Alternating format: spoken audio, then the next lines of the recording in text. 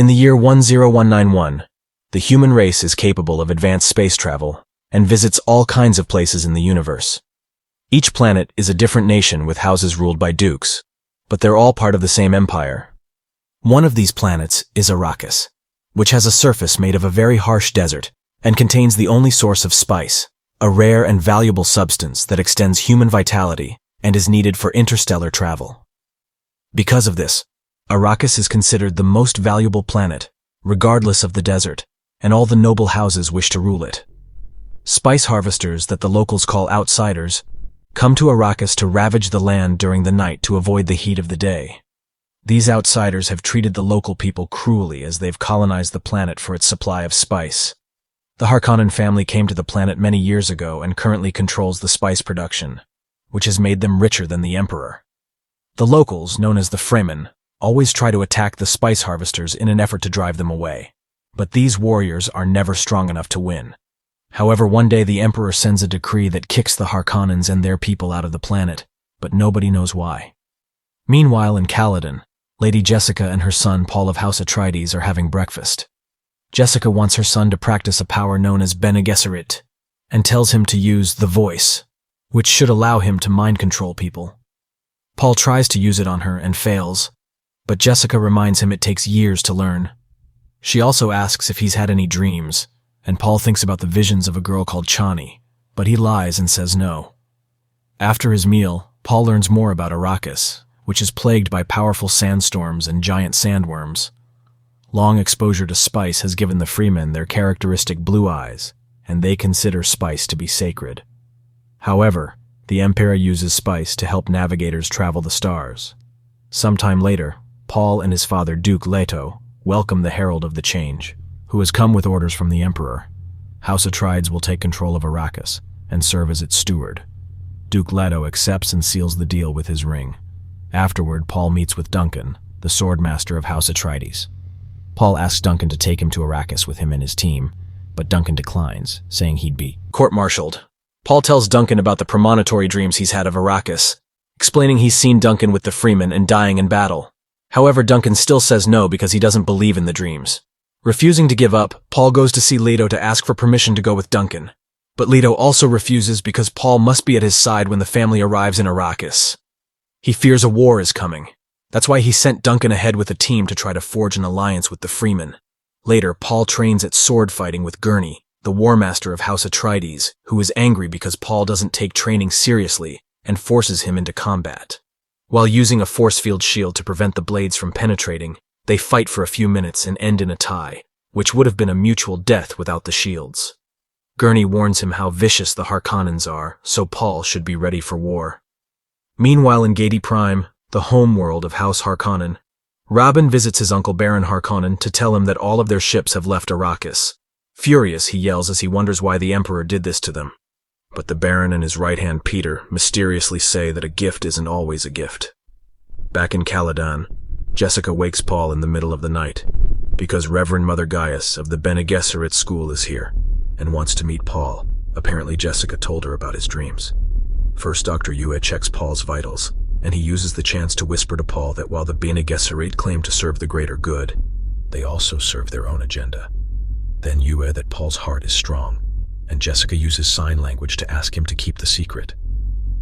On their way to see the Reverend Mother, Jessica uses sign language again to tell Paul to remember his training. When they enter the room, Reverend Mother Gaius orders Jessica to wait outside, and Jessica tells Paul to do everything the Gaius says before leaving. Paul is angry that Gaius gave an order to his mother, but she uses the voice to draw him closer and force him to his knees. Then Gaius instructs Paul to place his hand in a box as she holds a poison needle to his neck. If he takes his hand out of the box before she tells him to, she will kill him with the needle. Paul begins feeling unbearable pain, but as Jessica recites the litany against fear, he starts seeing his visions of the desert and keeps his head up. Paul passes the test and is allowed to take out his hand, which is uninjured. Gaius tells him that if he had been unable to resist his impulses, like an animal, she would have had to kill him because he has inherited too much power from his mother. Then she asks him about his dream, so Paul tells her about the girl in the desert. Afterward, Gaius leaves. But on her way out, Gaius reminds Jessica that to train a man for the Bene Gesserit was against the rules. That's why Paul had to be tested. It turns out Jessica had been instructed to bear only daughters, but her pride made her believe that she could give birth to the chosen Messiah. After Gaius leaves, Jessica turns to discover that Paul overheard their conversation. He accuses the Bene Gesserit of steering the Imperium's politics from the shadows, but his mother tells him there's more to it than that. The Bene Gesserit has worked for generations to bring forth the One, a mind powerful enough to bridge space and time, the past and the future. They believe Paul might be that person, but Paul is sad that he's just part of a plan. Soon the family packs everything up and arrives in Arrakis. They are greeted by cheers from the freemen, and Paul wonders what they're saying, so Jessica explains they're calling him Messiah in their language. After a long flight over the desert, they make it to the city of Arrakeen, which is protected by a wall from the weather and the sandworms. In his room, Paul learns more about the planet. To avoid attracting sandworms, the freemen cross the desert using the sand walk, a special walk that mimics the natural sounds of the desert. Suddenly, Paul notices a tiny floating machine used by assassins entering through a small hole in the wall. The device flies toward Paul only to stop as they stare at each other. When a servant enters the room, Paul snaps out of it and grabs the device in his hand, crushing it. Afterward, the guards are alerted and they find the assassin dead inside a wall. He'd been cemented into a crevice 6 weeks before and had been waiting for the right time to strike. Meanwhile, a Bene Gesserit sister meets with Baron Harkonnen and Peter to bring a message from the Emperor, who has promised to strengthen Harkonnen's forces with his own elite military force, the Sardaukar, but nobody can know about it. The sister also tells them that they may kill Leto, but that Jessica and Paul must be kept alive. Harkonnen gives his word that he will not harm them, but after she leaves, the Baron tells Peter to kill the whole family anyway. Sometime later, Leto and his council decide they will have to inspect the spice silos, because it seems they were sabotaged by the Harkonnens, so they'll have to wait for the Judge of Change to oversee the process. At that moment, Duncan arrives and tells them about his mission.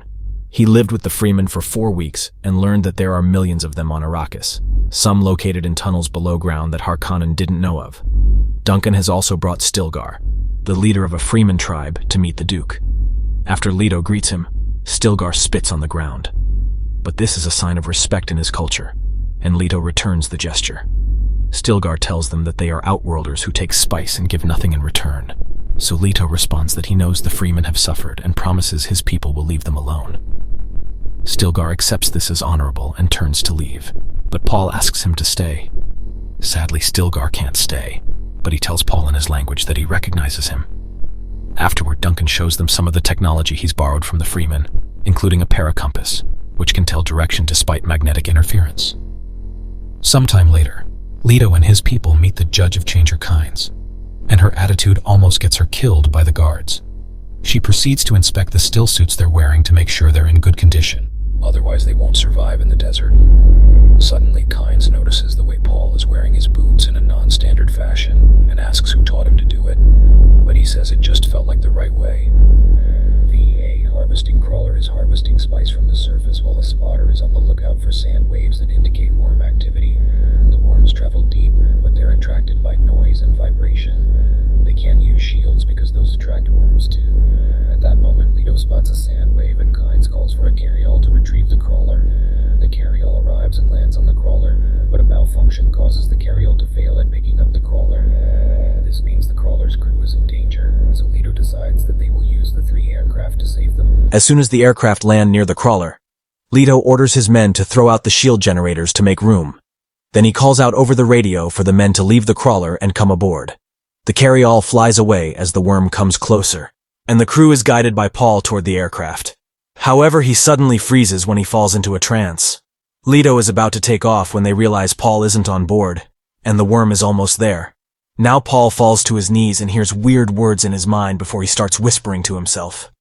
Luckily, he's pulled from his daze by Gurney, and together they begin running only to be knocked down as the worm starts to break the surface, causing the sand to sink in. The duo quickly regains their feet and makes it to the aircraft, which flies away as they watch how the sandworm swallows the crawler whole. Back at the base, Leto tells Kynes that she must realize that the Harkonnens left them faulty equipment to ensure that they fail, but she says the carryall was merely old. Afterward, Paul is examined by Yue, who says that Paul seems to be sensitive to spice, but he'll be fine. After Yue leaves, Paul tells Jessica that he didn't have an allergic reaction. He actually had a vision.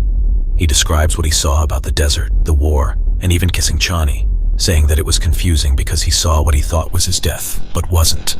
He also says that he knows that Jessica is pregnant, which shocks her because she just learned about it. Meanwhile, on the planet Seleucia Secundus, the Sardaukar army is getting ready to depart under Peter's observant eye. In the evening, Yue visits Paul and leaves him something to drink, which secretly has a sedative. Moments later, some guards hear a noise and a mysterious person suddenly shoots them all before entering a room and lowering the base's shields. Leto wakes up and realizes something is wrong, so he leaves his room to investigate. When he finds a body, he tries calling security, but gets no response. After activating his shield, he turns the body around and finds a servant with a dagger in her chest. At that moment, a poison dart comes out of the darkness, penetrating Leto's shield and knocking him unconscious. The mysterious figure person comes out then and reveals it's Yue. Soon Gurney is also awakened and learns that the shields are down. He rushes outside to find a large enemy ship hovering in the sky, and he orders his forces to get their own ships off the ground. Explosions begin going off all over the place as the enemy forces bomb the base while anti-aircraft weapons return fire. Enemy transport ships land and disembark soldiers, so Gurney and his men rush to fight them hand to hand. At the main steps, a group of Atrides men is keeping the invaders at bay, but suddenly they're surrounded and annihilated by Sardaukar. Back to Leto. He wakes up, but can't move. Yue explains that he's made a deal with the Baron to turn Leto over because the Harkonnens have his wife hostage. After getting Leto's ring for Paul, Yue implants a false tooth in Leto's mouth. If Leto bites down on it, it'll fill the air with poison gas that will kill him, so Leto must choose the right time to kill Baron Harkonnen too. While Raban gathers all the Atreides prisoners to kill them, Duncan sneaks around and kills a bunch of enemies before checking the noble family's rooms, only to find them empty. He immediately runs outside and kills any enemy on his way until he manages to escape in an aircraft. Meanwhile, it's revealed Paul and Jessica have been kidnapped and are being taken away in an aircraft. The Harkonnen men discuss getting naughty with Jessica, and when Paul warns them not to touch his mother, they just smack him. Ignoring his mother's signed warnings, Paul tries using the voice on the men, but it doesn't work. The soldiers decide they're far enough into the desert so they'll throw Paul out, and a desperate Jessica signs to Paul to use the right pitch. Concentrating, Paul uses the voice again, and this time it works. The soldier removes Jessica's gag, allowing her to use the voice to make him kill all the other soldiers and release her. Then she kills him too, and frees her son. Soon the aircraft lands in the desert, but the enemy manages to cripple it remotely, so Paul and Jessica can only watch how the city burns in the distance. Then they find a survival kit with a note from Yue saying this kit has an Atreides beacon. Paul also finds his father's ring and a tent. Sometime later, Leto wakes up in the presence of Baron Harkonnen. Yue also arrives and asks for his wife to be freed, but the Baron floats over and kills Yue instead. Then Harkonnen tells Leto that his family is dead and that his house has fallen, causing Leto to die for the Messiah to rise. Chani comes over and tells Paul that she wants him to die with honor, so she lends him a blade made out of worm teeth. Then Paul and Jameis begin to fight. Paul quickly gains advantage and puts his blade to Jameis's throat, asking him to yield because he's never killed anyone before. Stilgar says there's no yielding and that one of them must die. Jameis fights ferociously, but again and again Paul overpowers him without killing him. When a vision suddenly takes over Paul's mind, Jameis knocks him down. However, Paul is finally accepting his destiny and gets up to deal a killing blow. Afterwards, Stilgar says that Paul is one of them now, while Jessica insists that Paul needs to get off the planet. However, Paul disagrees, saying that his father came to Arrakis not for spice or riches, but for the strength of the freemen. He says that his own road leads into the desert, and that if the freemen will have them, they will come. As the group heads into the desert, Paul and Jessica watch a freeman ride a sandworm using hooks. Then Chani tells Paul that this is only the beginning.